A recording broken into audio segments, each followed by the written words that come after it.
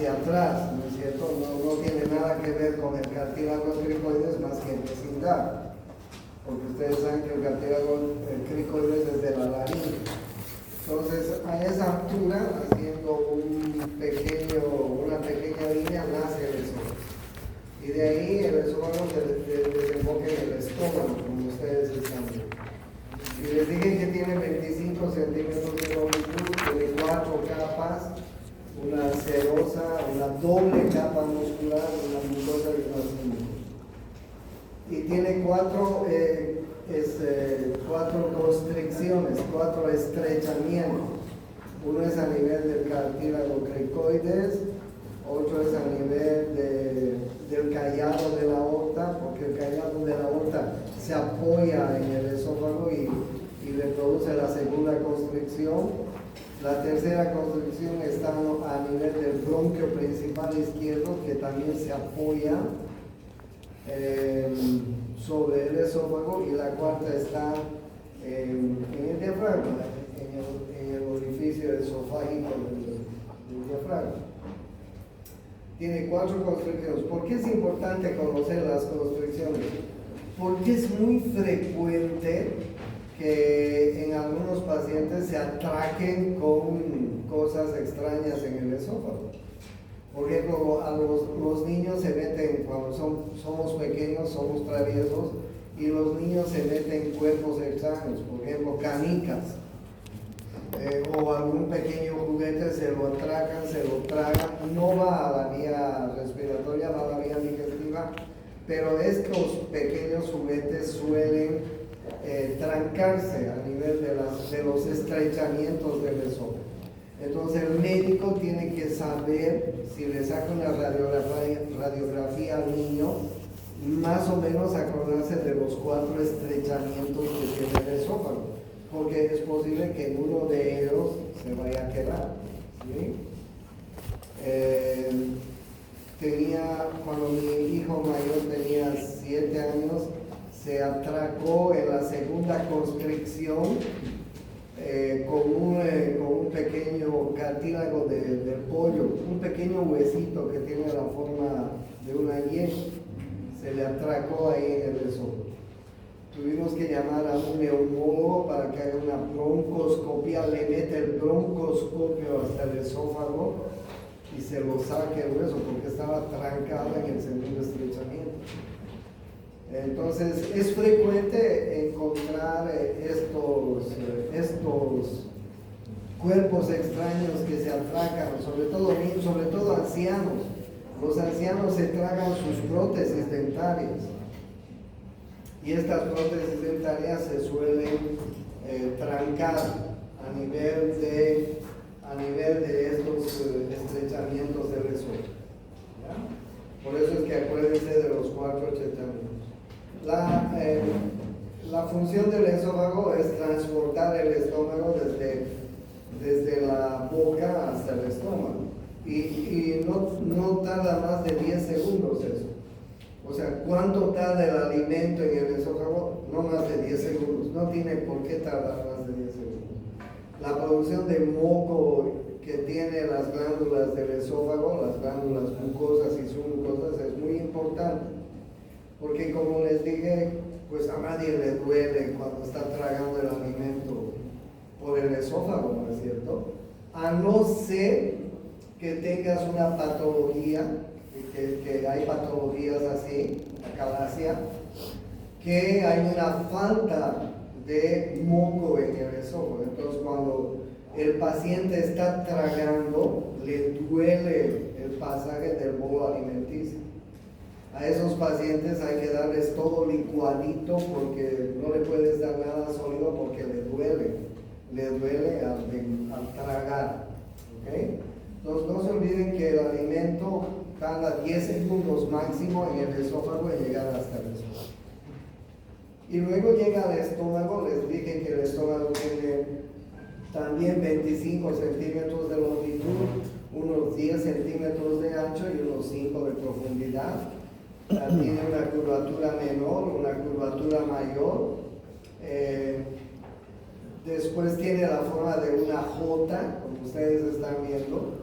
sobre todo está un poco en el epigastrio y un poco en el hipocondrio izquierdo, donde ustedes están viendo, ¿no? Ahí está el bazo, donde ustedes están viendo, el bazo que está bien en el hipocondrio izquierdo, pero también en parte del estómago están en el epigastrio y parte en el hipocondrio izquierdo, porque ustedes saben que el hipocondrio derecho y el epigastrio están ocupados por el hígado. Ustedes ven el hígado, el lóbulo derecho, el lóbulo izquierdo del hígado llega hasta el epigastrio casi, ¿no? Entonces, ahí está el estómago, tiene la forma de una J, tiene una cara anterior que está en relación con algunos órganos que les dije anteriormente, porque el estómago por adelante tiene relaciones, como ustedes están viendo en esta figura, por adelante con el hígado, con el diafragma, miren ustedes la cara frénica, y con la cara epigástrica, ¿no? Y por atrás con el vaso, la cara esplénica, con el riñón izquierdo y la glándula suprarrenal izquierda que se apoyan, el páncreas está muy relacionado con la cara posterior, y el mesocolon transverso y el colon transverso, ¿no? Que están en relación con la cara posterior. Entonces tiene una curvatura menor, una curvatura mayor, cara anterior, cara posterior. La unión con el esófago se llama cardias, la unión con el duodeno se llama píloro. Luego tiene el fondo, el cuerpo, el antro. Ustedes vean el antro, importante, porque es la partecita donde está entre el píloro y el cuerpo, ¿okay? Y a continuación está el duodeno. Entonces yo les mostraba en la anterior clase también los ligamentos que están en relación con el estómago. La curvatura menor está en relación con el ligamento gastrohepático o epiplón menor, o mento menor también lo llama este libro, ¿sí? Y la curvatura mayor está en relación con el epiplón mayor o mento mayor también. El epiplón es muy importante porque recubre el intestino delgado. Pero el epiplón no solamente es importante por eso, porque el epiplón en su interior, en su espesor, tiene muchos ganglios linfáticos. Y los ganglios linfáticos sirven de polizontes en la cavidad abdominal. Porque ustedes saben que la función de los ganglios linfáticos es madurar formas jóvenes de glóbulos blancos cuando hay una inflamación. Yo soy cirujano y he visto muchas veces, por ejemplo, cuando los apéndices se han inflamado y se han perforado algunos apéndices, en una apendicitis, les cuento que el epiplón mayor va y imagínense que este es el apéndice perforado, una peritonitis. El epiplón mayor va, envuelve al apéndice, lo plastrona y hace que esa peritonitis no se disemine, sino sea una peritonitis localizada. ¿Por qué? Porque en el interior del epiplón hay muchos ganglios y en los ganglios pues maduran formas jóvenes de glóbulos blancos. Si ese apéndice se ha perforado, pues ahí están los glóbulos blancos combatiendo contra las bacterias que están produciendo la infección. O sea, es un órgano bien noble el epiplón mayor, bien noble porque en su interior tiene muchos ganglios linfáticos que ayudan a combatir infecciones cuando tenemos en la cavidad abdominal. ¿Ya? Entonces también les he hablado de las diferentes partes, ¿no? De la pared, de la mucosa, de la submucosa, pliegues longitudinales muy importantes, la tricapa muscular que tiene el estómago. Fíjense ustedes, tiene fibras musculares longitudinales, transversales y oblicuas, y tiene una submucosa y una mucosa muy amplias, ¿sí? Muy amplias. si podríamos extender el estómago, pues, y el intestino delgado, porque son llenos de pliegues, si podríamos extender la mucosa del estómago y del intestino delgado, dice que mediría más o menos unos 20 metros cuadrados. 20, no. ¿Cuánto mide una habitación? De 10 metros por 4, 200 metros cuadrados. Entonces es muy amplio lo que mide el área de absorción que tiene el estómago y el intestino. Por eso es que está bien plegado, ¿ya? Les decía que en la mucosa del intestino, del estómago, hay numerosas millones de glándulas de ácido. Y también les decía que cada una de estas glándulas, de estos millones de glándulas, tienen funciones. Por ejemplo, el epitelio superficial de la glándula fabrica moco, las células auxiliares fabrican mucina. El moco y la mucina son los protectores de la mucosa gástrica. Les daba el ejemplo de colocar, por ejemplo, 2 alfombras gruesas encima de una habitación. Entonces, moco y mucina protegen muy bien. Les hablaba también de las células principales que producen el pepsinógeno. Muy importante porque el pepsinógeno se convierte en pepsina y la pepsina induce a la fabricación de ácido clorhídrico. Les hablaba de las células parietales muy importantes, las células parietales o principales que fabrican el factor intrínseco de Castel y además el ácido clorhídrico. Estas células parietales o principales son muy importantes, fabrican el ácido clorhídrico, que como les decía es muy ácido, 1.2, tan ácido. Solo hay un bicho que puede vivir en esa acidez gástrica, solo uno. ¿Qué se llama? Helicobacter pylori. El Helicobacter pylori. Solo el único bicho que puede vivir en esa acidez, el Helicobacter pylori. Después ninguna bacteria podría vivir en esa acidez. ¿Okay? Entonces es muy ácido el pH del estómago, como les digo, 1.2 comparado con el pH de la sangre que mide 7.4. Entonces las células parietales también tienen la función de fabricar el factor intrínseco de Castel, que es importante para la absorción de vitamina B12. La vitamina B12 es un elemento importante para la fabricación de hierro en los glóbulos rojos. ¿Okay?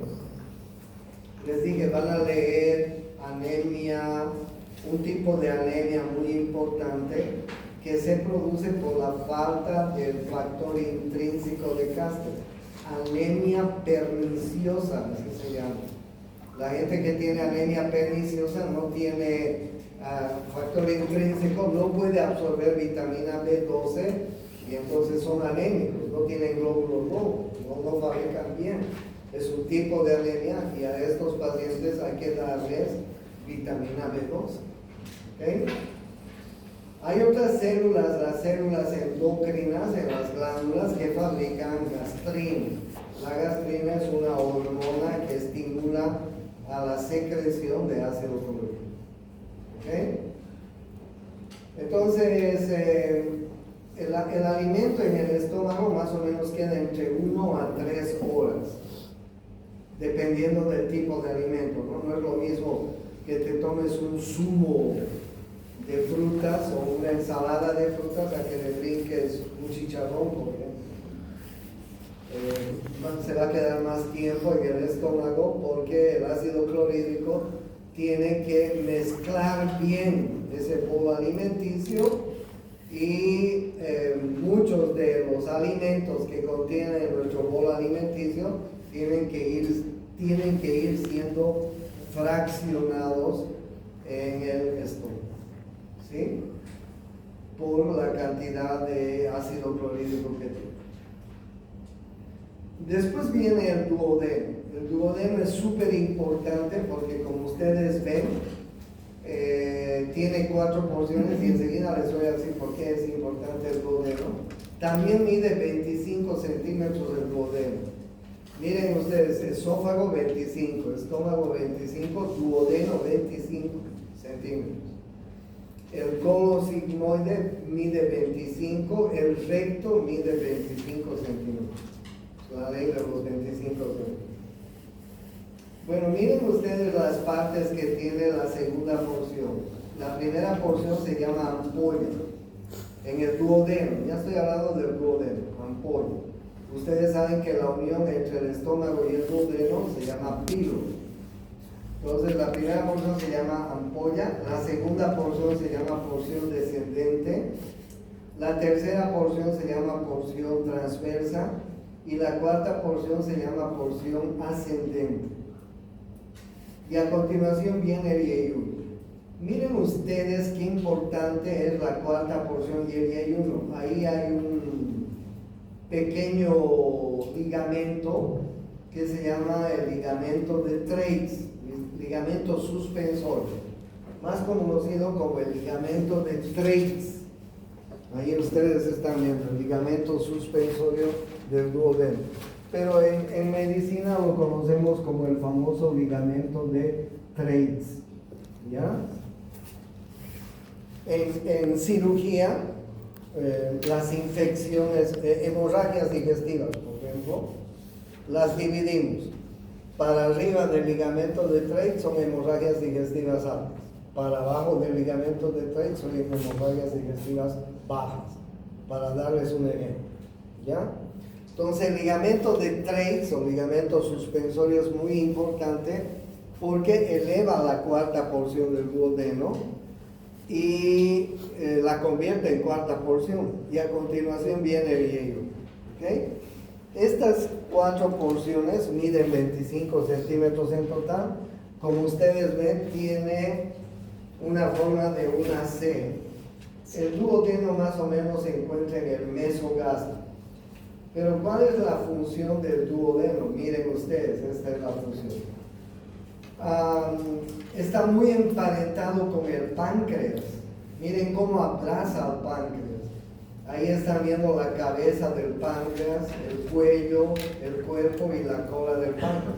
Pero miren ustedes cómo el duodeno está abrazando al páncreas. Estos órganos son retroperitoneales, les cuento. Están detrás del peritoneo. Ustedes están viendo claramente ahí. Y la importancia es que el duodeno tiene gran relación con el páncreas, pero además está relacionado con el riñón derecho, la arteria, la glándula suprarrenal. Miren ustedes el duodeno, ¿no? El duodeno. El colon transverso está atravesando el duodeno, ¿ya?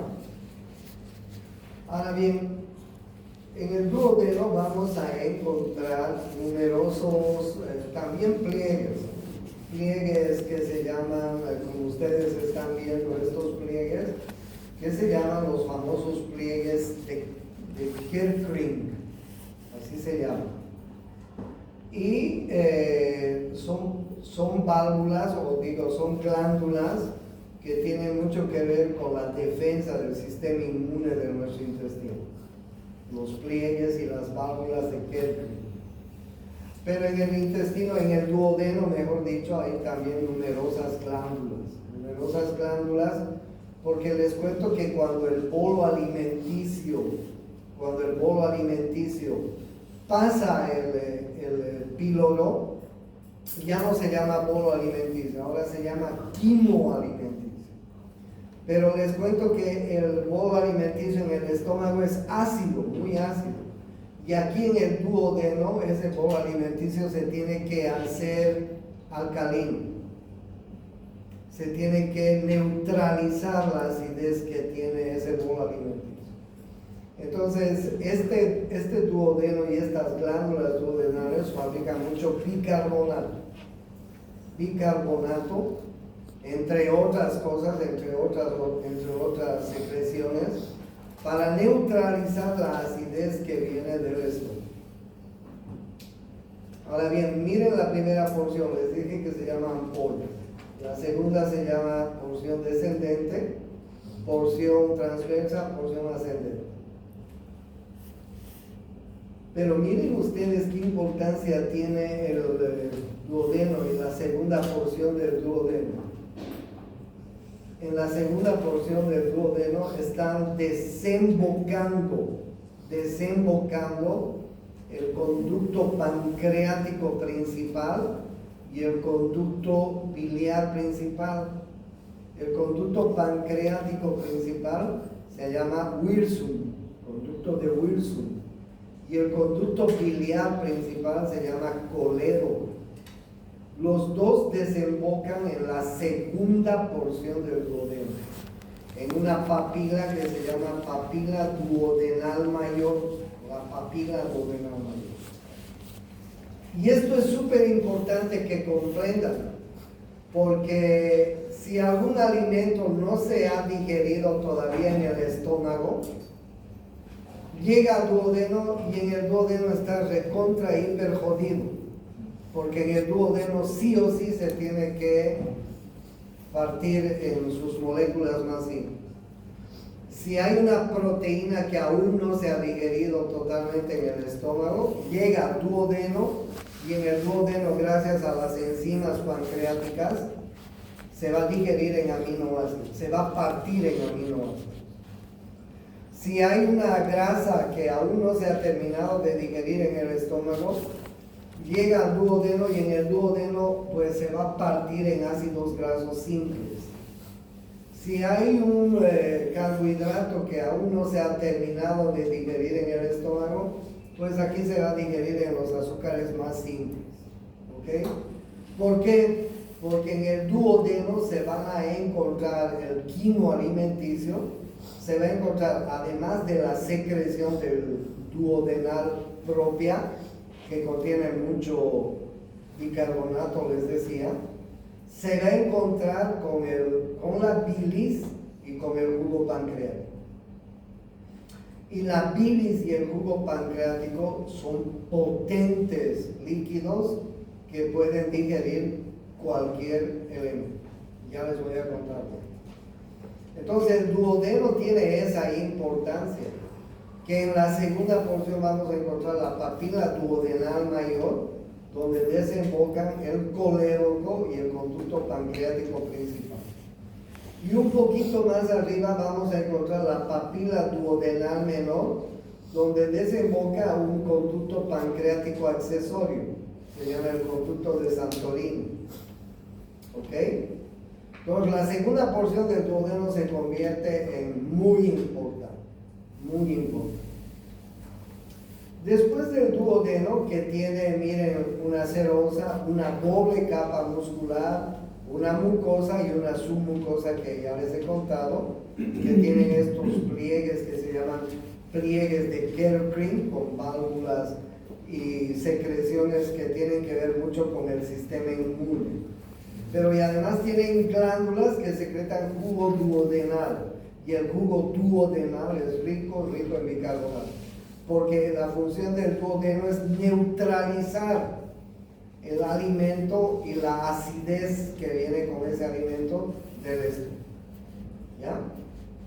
Entonces es importante, no se olviden que la unión del estómago con el duodeno se llama pilo. ¿Ok? Pilo. Después del duodeno viene el intestino delgado. El intestino delgado, les decía que tiene pues aproximadamente entre 6 a 8 metros de longitud. 6 a 8 metros, un promedio de 7 metros de longitud. Miren ustedes la mucosa y la submucosa del intestino delgado, yeyuno ilio, ¿ok? Y en la mucosa del intestino vamos a encontrar también pliegues circulares de Kerr-Green y numerosas glándulas que secretan jugo duodenal, una gran cantidad de jugo duodenal, aproximadamente 5 o 6 litros de jugo duodenal se secretan en esos 7 metros de tripa delgada. ¿Para qué necesita tanto jugo duodenal nuestro intestino delgado? Porque el quimo alimenticio que viene del duodeno tiene que ser diluido, si vale el término, diluido. ¿Para qué? Para poder luego ser absorbido. Porque aquí en el intestino delgado, el alimento que se ha digerido, los nutrientes, mejor dicho, se van a absorber por vía sanguínea. ¿Ok?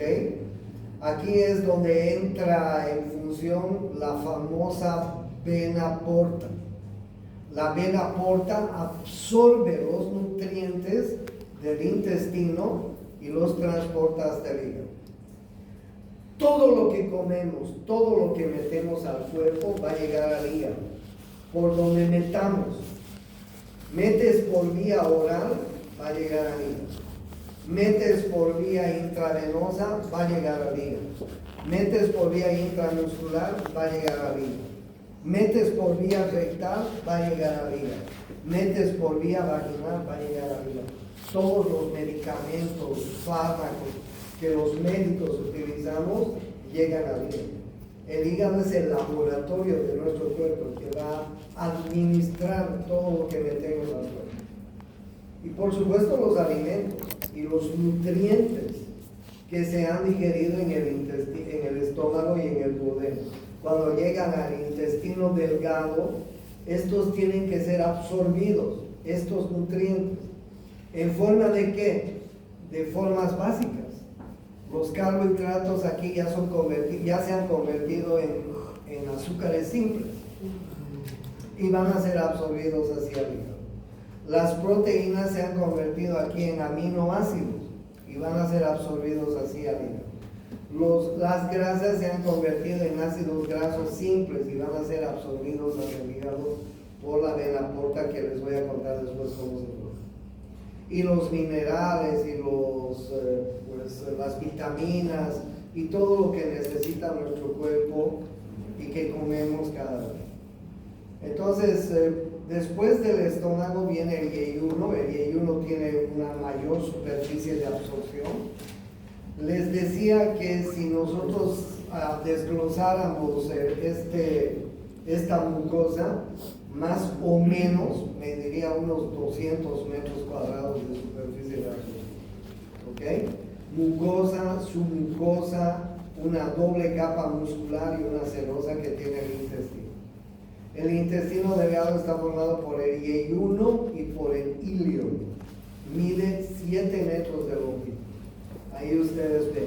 El yeyuno es mucho más rico en su mucosa, en sus válvulas, en sus glándulas. Este es el yeyuno. El ilion va disminuyendo la cantidad de válvulas, de glándulas, etc. ¿Ok? Donde mejor se produce la absorción de nutrientes es en la primera porción del intestino delgado, es decir, en el yeyuno. En la segunda porción, en el ilion, también se absorbe, pero en menos cantidad como en el yeyuno. ¿Ok? Entonces, en el yeyuno los nutrientes son absorbidos de forma muy importante. ¿Ok? Después del ilion, el intestino delgado va a desembocar en la primera porción del intestino grueso. La primera porción del intestino grueso se llama el ciego. Ahí ustedes están viendo el ciego. La unión entre el ilion y el ciego se llama unión ilio-cecal. Ahí están viendo el ciego, ¿sí? La primera porción. Ahí ustedes están viendo la unión ilio-cecal. Ahí hay una válvula.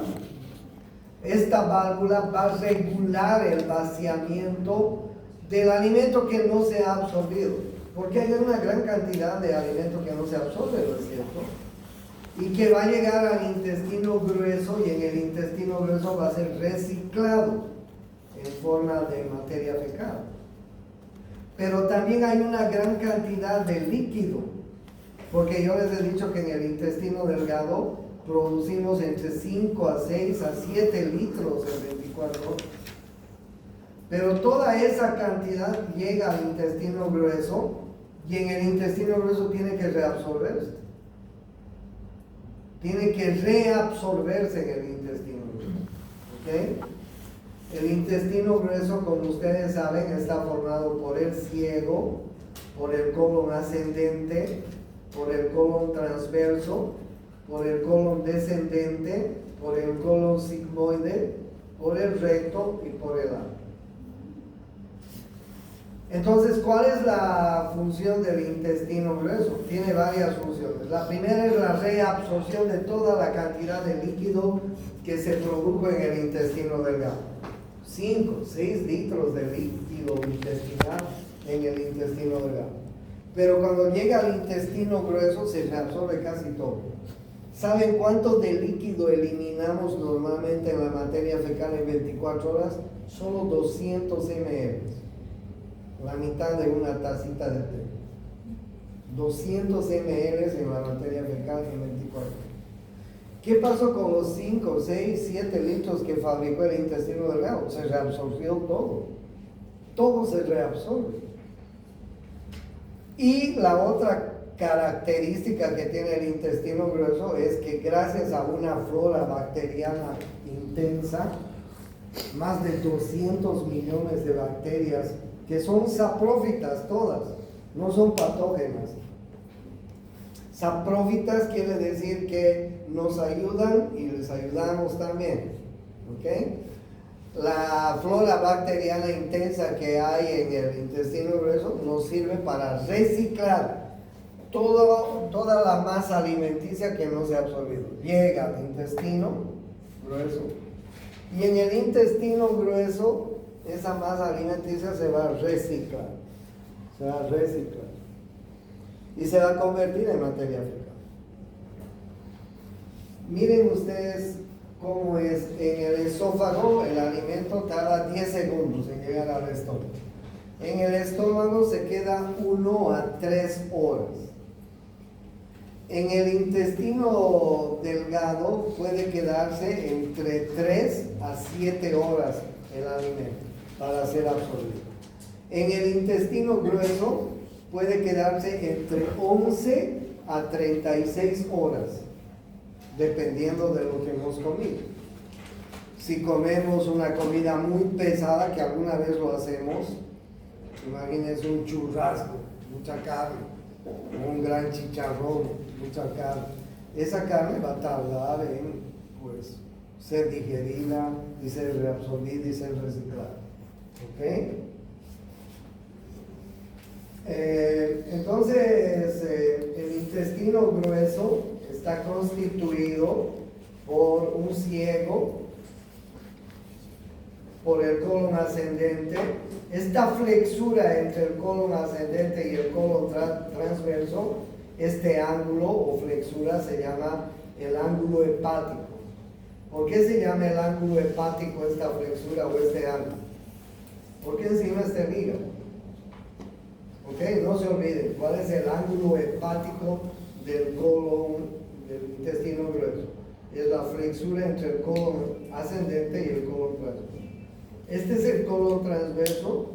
Este ángulo o flexura se llama el ángulo esplénico, porque está en relación con el vaso. Ángulo esplénico. Ok, ahí ustedes ven la flexura entre el colon transverso y el colon descendente. ¿Cuánto mide el intestino grueso? 1.8 en promedio, 1.8 metros en promedio. ¿Ok? Luego viene el colon sigmoide, luego viene el recto, que mide 25 centímetros, y luego viene la región anal. ¿Ok?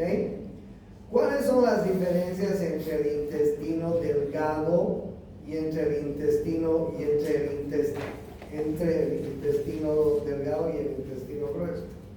Miren ustedes algunas diferencias importantes. El intestino delgado es más delgado, obviamente. El intestino grueso es más grueso. El intestino delgado es más largo, promedio 7 metros, este grueso 1.8. El intestino grueso tiene unas tenias o cintillas también se llaman, cintillas longitudinales. Son 3, miren ustedes, una anterior, una medial y una posterior. Se llaman cintillas longitudinales o tenias, ¿ok? Estas cintillas que ustedes están viendo en el intestino se unen en la parte del ciego. Las 3 cintillas se unen en la parte del ciego. Y justamente en el ciego, en la unión de las 3 cintillas, van a ser este otro pedacito de intestino que tenemos, que se llama apéndice secal. ¿Ok? El apéndice secal. El apéndice secal tiene la misma función que los ganglios. Es un pequeño órgano donde maduran formas jóvenes de glóbulos blancos cuando hay alguna infección ahí intestinal. Pero el problema del apéndice es que muchas veces se obstruye, se tapa en su base. A veces por fecalitos, por restos de materia fecal. ¿Y qué pasa si el apéndice se tapa, se obstruye? Pues comienza a inflamarse y se produce una apendicitis, ¿sí? Una apendicitis. Como no tiene mucho espacio, la apendicitis puede progresar rápidamente, porque se va inflamando como un globito de carnaval, más o menos. Y llega un momento en que ese globito de carnaval, si lo inflamas mucho, si lo llenas mucho de líquido, ¿qué va a pasar? Puede reventarse, ¿no es así? En medicina, nosotros los médicos tenemos una máxima. Cuando diagnosticas una apendicitis en la noche, opéralo antes de que cante el gallo. Porque la apendicitis se inflama rápido y se revienta rápido. ¿Ok? Entonces miren, el apéndice se encuentra justamente en la unión de las 3 tenias que tiene el intestino grueso. Les decía que tiene una tenia anterior, una tenia media y una tenia posterior. ¿Qué otras cosas tiene el intestino grueso? Tiene estos apollonamientos que ustedes están viendo. Se llaman austras intestinales. Se llaman austras intestinales. Las austras intestinales se diferencian totalmente del intestino delgado. El intestino delgado no tiene austras intestinales. ¿Sí? No tiene austras intestinales. Y una característica más que tiene el intestino grueso es que dentro de estas tenias ustedes pueden ver unos apéndices que son ganglios linfáticos que se llaman los apéndices epiploicos. Miren ustedes, estos que parecen grasitas son ganglios que se llaman apéndices epiploicos. Y en los apéndices epiploicos, que tienen la misma función del ganglio, maduran formas jóvenes de glóbulos blancos. ¿Quién no ha tenido aquí una infección intestinal desde que nació hasta ahora? Pues nadie puede lanzar la primera piedra.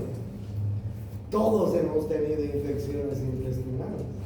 A todos nos ha dado alguna vez diarrea, vómito, etcétera, ¿no? O alguna otra infección. Entonces, como tenemos una gran flora intestinal,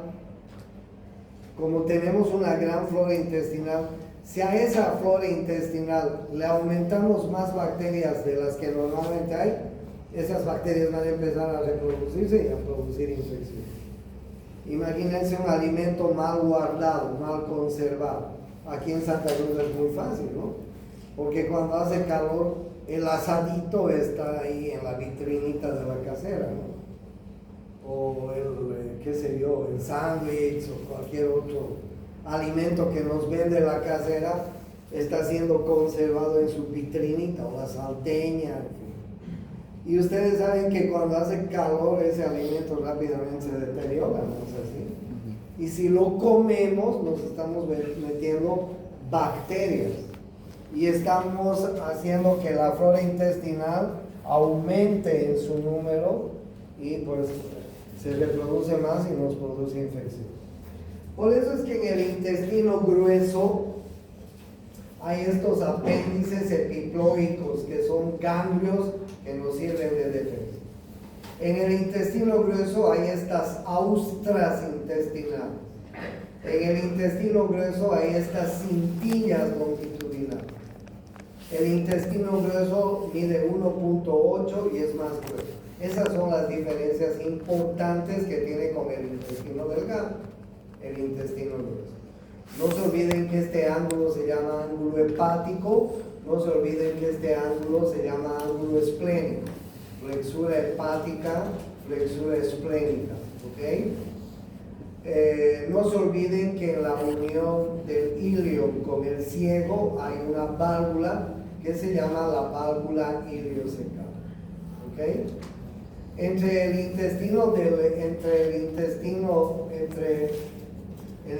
delgado, el intestino grueso, etcétera, hay una gran comunicación. Por ejemplo, hay un reflejo que se llama el gastrocólico. En la parte más inferior del recto tenemos la ampolla rectal.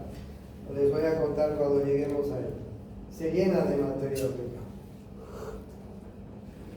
Cuando el estómago está recibiendo alimento al mediodía, por ejemplo, el estómago le manda le hace un telefonazo al cerebro y le dice: oye, estoy recibiendo cargamento nuevo, tienes que vaciar lo que tienes.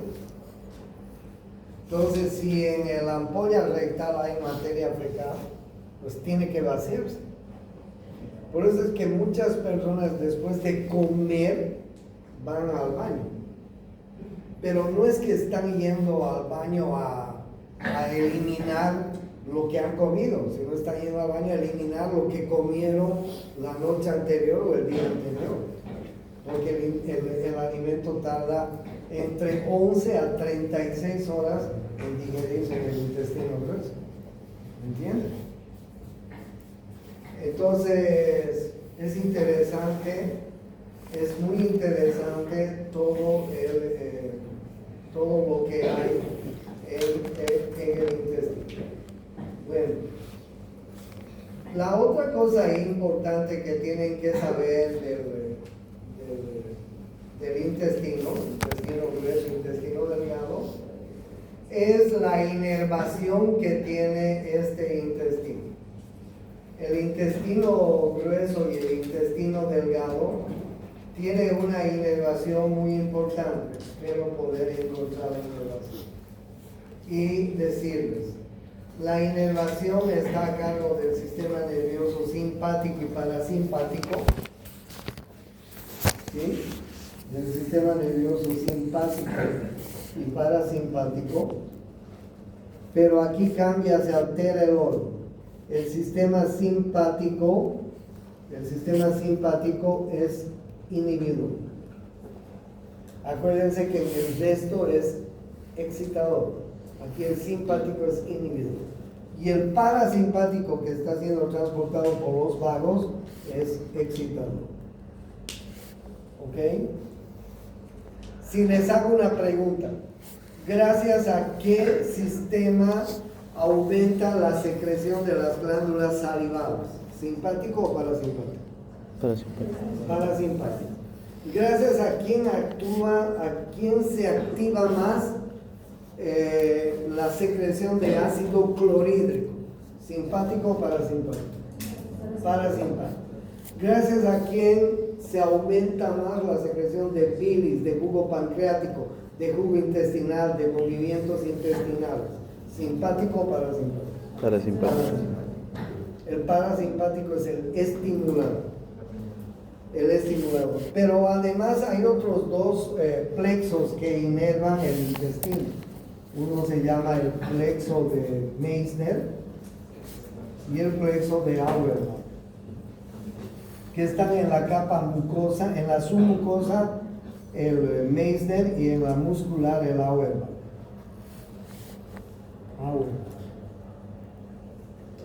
Y estos plexos que están en el espesor del intestino son los encargados de dar el tono al intestino, la elasticidad y la motilidad. El tono, la elasticidad y la motilidad.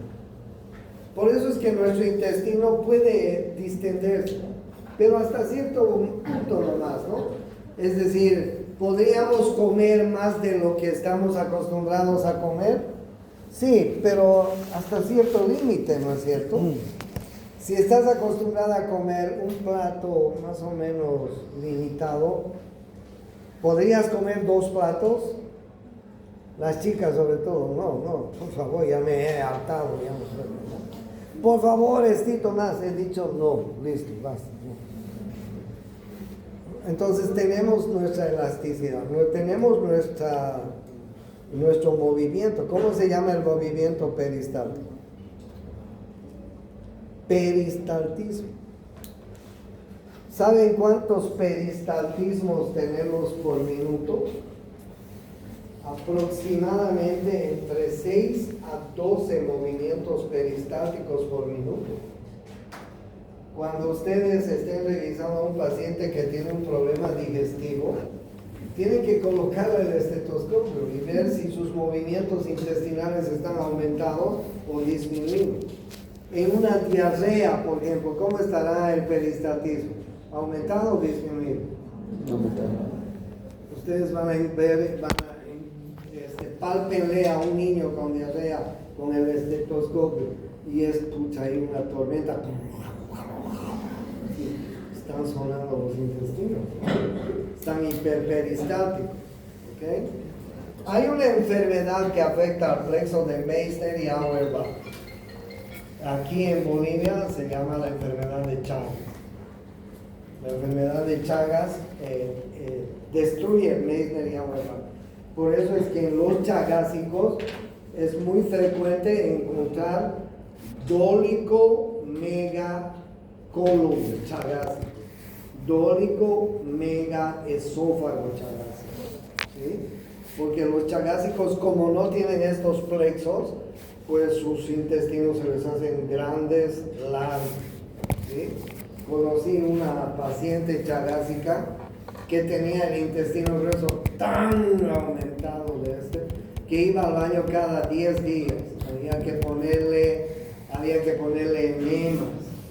Y hasta alguna vez, me acuerdo esa vez, tenía internos, venía con sus fecalomas, la pobre mujer, después de 10 días.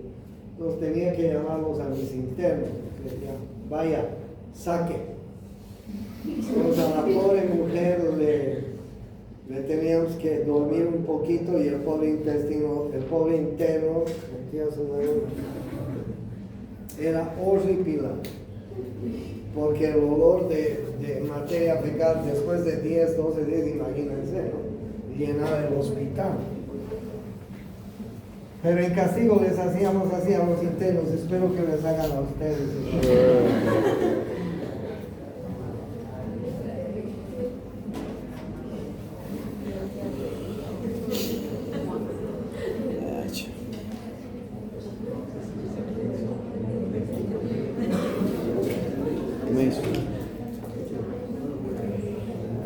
Bien, este es el recto. Este es el recto. El recto tiene 25 centímetros y miren ustedes, tiene 3 pliegues importantes. Se llaman los pliegues transversos del recto. Un pliegue superior, un pliegue medio y un pliegue inferior. Vean ustedes cómo el recto está distendido en la última parte. Ustedes pueden ver ampolla rectal. Ahí están viendo la ampolla rectal, ¿no? Aquí es donde se va a acumular la materia fecal que ha terminado de reciclar. Después se va a producir la eliminación de la materia fecal, ¿no es cierto? Entonces se produce la dilatación del recto en la parte final. Miren ustedes qué importante, hay una capa muscular en el recto, como en todo el intestino, pero en la parte final esa capa muscular se engrosa. Miren cómo se engrosa. Y se produce en la capa muscular, en la parte final del recto, se produce un engrosamiento de la capa muscular del recto. Ese va a formar el esfínter interno del recto. Y al lado del esfínter interno hay un músculo que se llama el músculo elevador del ano. Miren ustedes, este es el músculo elevador del ano, que produce otro engrosamiento también ahí en la parte final. Ese es el esfínter externo del ano. Entonces, en la región anal, en la unión con el ano, con el recto con el ano, nosotros tenemos dos esfínteres poderosos. Uno es el esfínter interno, que es en el engrosamiento de la capa muscular, y otro es el esfínter externo, que es el engrosamiento del músculo elevador del ano. ¿Ok? Y ahí ustedes tienen la región anal. La región anal, que tiene 4 porciones que les voy a mostrar en esta figura. ¿Cuáles son las 4 porciones de la región anal? La zona columnar, porque en la región anal vamos a encontrar unas columnas que se llaman las columnas anales, ¿sí? Y ustedes vean, en el fondo de las columnas vamos a encontrar unos senos que se llaman los senos anales. Se los voy a aumentar esto. Miren ustedes las columnas anales y los senos anales, ¿ok? El fondo. Y esa zona donde hay columnas anales se llama la zona columnar. Ahí ustedes están bien. La zona que está por debajo de la columna se llama el pecten anal. Después hay una zona que se llama la zona cutánea y después se llama la piel perianal. El pecten anal es la mucosa que tenemos en la región anal. Después de la mucosa hay una zona de transición entre piel y mucosa, que se llama la zona cutánea, es una piel muy delgadita. Y después recién tenemos la piel perianal, es una piel que tiene pliegues, bien plegada, tiene pliegues alrededor de ella. ¿Ok? Entonces, ¿cuáles son las zonas, las 4 zonas del ano? Una es la zona columnar, otra es el pecten anal, otra es la zona cutánea y otra es la piel perianal. Y lo último que tienen que conocer, en esta región hay 2 paquetes venosos importantes, 2 paquetes venosos, que les voy a hablar de ellos cuando hablamos de irrigación. Pero ahora les nombro porque es muy común que se enfermen estos paquetes venosos. Este paquete se llama el paquete venoso hemorroidal interno. Y este otro de aquí afuera se llama el paquete venoso hemorroidal externo. Que son paquetes venosos que en algunas circunstancias se inflaman y producen las famosas hemorroides, ¿sí? Que ustedes van a ver con alguna frecuencia cuando sean médicos. Las hemorroides son comunes en los pacientes que son muy constipados, estreñidos. En las mujeres embarazadas son frecuentes. En las mujeres en las personas que tienen trabajos de pie todo el día, les sale hemorroides. ¿Okay? ¿Qué son las hemorroides? Son varices de estas venas que tenemos en la región anal. Se dilatan, se engrosan y duele. Cuando una persona está defecando, duele y sangra. Cuando una persona tiene esa necesidad de defecación, pues le duele mucho y sangra porque se van rompiendo las venas que se han dilatado y se han engrosado. Entonces hay dos paquetes hemorroidales, el paquete hemorroidal interno, el paquete hemorroidal externo. No se olviden de las 4 regiones anales, la zona columnar, el pecten anal, la zona cutánea y la piel perianal. ¿Okay? No se olviden de los 3 pliegues transversos, un pliegue transverso superior, un pliegue transverso medio, un pliegue transverso inferior. Y no se olviden de la ampolla recta, que es la dilatación que hay aquí en el recto. No se olviden de los 2 esfínteres. El esfínter interno es un engrosamiento de la capa muscular, el esfínter externo es un engrosamiento del músculo elevador del ano. ¿Ok? ¿Cómo están esos 2 esfínteres? ¿Cómo los tenemos? ¿Cerrados o dilatados? Cerrados, normalmente cerrados, ¿no es cierto? Cuando se produce la defecación, esos esfínteres se dilatan. Bien, esto es lo que quería mostrarles del intestino. Nos vemos la siguiente para